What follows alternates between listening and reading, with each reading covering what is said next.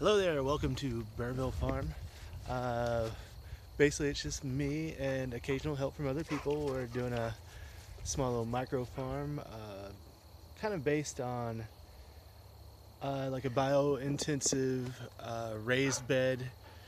Just adding a lot of mulch and compost. And I've got a few chickens, so we have chicken fertilizer coming in. But basically, we're just getting started, and I'm doing like 25-foot long beds, and I'm trying to get up to about 38 or 40 of those. They're 30 inches wide about.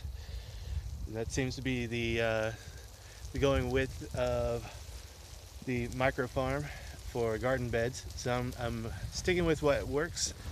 Let's see, right now we got some kale and snow peas and radishes and turnips and all that good stuff that you should have in right now. If you don't, go ahead, don't be shy, you can go ahead and get it on in. So we have kale here. It's pretty spaced out, but I got some more growing in a little greenhouse. I'm going to harden that off soon, and I'm going to fill in the gaps where the initial seeding didn't fill in. Bought like a little gear sprinkler, and that hits up like 8 beds at one time, because I'm just gonna basically gardening on a budget, big time. I'm just doing it the cheapest way possible. So I've got like 8 beds started behind me of just different types of kale and stuff like that. I got some more snow peas coming in over here. I got this black plastic down to kill all the. I've already prepared these beds and they're ready to be planted, but I'm putting tomato plants in there. So the black plastic is going to kill all of the weeds, hopefully. Last time I looked, they were all pretty pale and didn't look very nutritious, so they should be done. I'm going to harden my tomatoes off, get them in the ground. I know most farmers at this point have some type of high tunnel. I mean, I didn't have the money to do any of that, so I'm just working with the weather. We just had a freeze a couple of days ago. We're predicted to have a freeze tonight, but it turns out we're not having a freeze tonight. But just to be safe, I already lost a few tomato plants. I'm not going to go ahead and just put a bunch of stuff out right now. I'm going to wait, harden it off over the next couple of days, and then pretty much everything's going out. Broccoli, tomatoes. I'm going to direct seed some corn. Here's where I'm going to do a few sunflowers over here, and see sunflowers, and I'm going to grow some pole beans into the sunflowers as the sunflowers get going. I want to see how that works. So some of this is experimental, of course. I'm going to do corn, kind of do the Mayan thing on this bed over here. It's like a 60 foot, no, it is a 30-foot bed by about 12. And I'm going to do corn coming behind that a couple weeks later with some pole beans. And then next to the pole beans, I'm going to have zucchini squash, some patty pans, and yellow crookneck squash. And so I'm going to have about basically two rows of squash, like covering the ground in front of the beans and the corn here.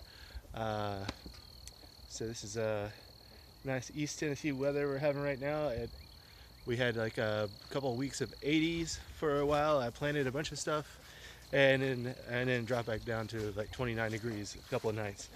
So lost a couple of things, but it hasn't been too bad. I got more garden beds over here, and right now I'm doing potatoes and onions in there. I just have a couple of people doing CSA memberships right now. I'm probably going to offer a few more. Might get up to like 6 or 7 memberships just to basically pay for everything I need around the farm. It's a tiny farm. It's going to be probably all said and done, everything planted, maybe up to a third of an acre, maybe. So it's going to be really small. I'm not expecting a whole lot of income. I just want to get things, basically this year is just getting the beds dug out and getting some compost in there and getting things ready to go. I've got some chickens in here working on compost as we speak. They're constantly working on compost. And got a couple of, see, we have the lower garden beds here. I have like 6 or 7 zones that I've set up, and within those zones there are like 6 or 7 beds in each zone. I haven't got to it yet, but down here I'm going to start more beds. So I'm going to end up with, yeah, like I said, about 38 beds. And basically I'm using what I had available to me. And I've used some money that I've been given for the membership so far, which I'm starting in mid-May. And I'm going to do 40-week memberships for $600. Then I'm going to, but now I'm switching to 15-week for $450 so I can hit the peak season. And that way I'm a little more confident that I'm not going to disappoint anybody. I have to finish my little shed out here. I started that a while back. But I keep my tiller in there. My tiller is not one of those fancy like BCS walk behind tractors that I would love to have. But you know, I'm basically getting started on a shoestring budget. I had enough money to buy all the seeds I wanted for now, and we'll see how it goes from here. I plan on going to farmers markets, and I guess we'll see how many vegetables I can grow. I'm going to make some more videos. I might do a few how-to videos. If you like what you see so far, you want to see how a first-year farm begins with hardly any money, you know, this is a good place to watch. And I'm going to get back to work now. I just bought a little stirrup hoe and it's changed my life. All of a sudden I'm weeding like 4 or 5 times faster than using a regular hoe or like a little miniature rake type potato rake. So I got a lot of stuff to do the next couple of days. This week is the big week. Everything's going in, and then I'll get back with an update after everything goes in. Try and work on some irrigation issues. Right now the issue is I don't have any irrigation except for that one sprinkler that's working overtime on a couple of beds there. I've been hand watering everything else, and that's going to get real difficult in about 4 or 5 days.